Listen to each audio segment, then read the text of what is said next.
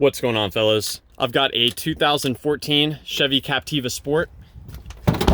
I'm using this car to point out to you the location of the fog light relay, the fog light fuse, the headlight relays and fuses, including the high beam and low beam. So let's start by, I want to point out to you on the back of the cover, you can find spare fuses here. There's also an included fuse remover built into the fuse box, although I prefer to use needle nose pliers. Starting with the high beam, there's two high beam fuses. They are both 10 amp fuses. This one here is for the driver's side high beam, and the one next for it is the passenger side high beam. And these two fuses get energized. They get power when your high beam relay gets engaged. Your low beam relay is here, and when this engages, you get power to the two low beam fuses. So here we have the passenger side low beam fuse, and this is the driver's side low beam fuse.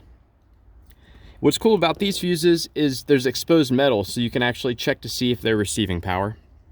Now, as far as your fog lights, there's the fog light relay, and when this relay energizes, it sends power to the fog lights through this blue 15 amp fuse there. Now, as far as troubleshooting the relays, my favorite thing to do is to have the headlights on, have the affected circuit you're trying to test, have it turned on. You can then tap on the relay. You can also grab it, squeeze it, and wiggle it.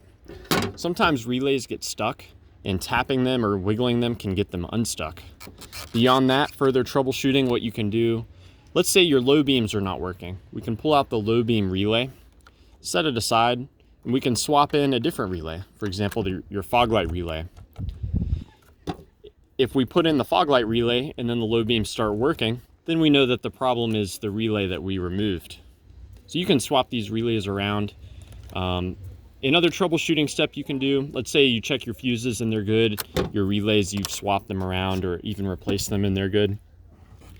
You can directly power these circuits by connecting pins 30 with 87. So for your low beams, if you connect these two pins together, you will be bypassing the switch, the relay, the control module. Touching these two pins together should result in the low beams coming on. If they don't, then you may have a problem with the bulb or the connections or the wiring somewhere.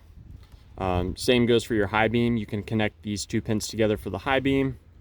You can connect these two pins together for the fog lights to test them out. And one final note about these relays, they are 4-pin relays. You can put them in one of two ways. So they're not directional. So you could put them in like this, or you could put them in like that.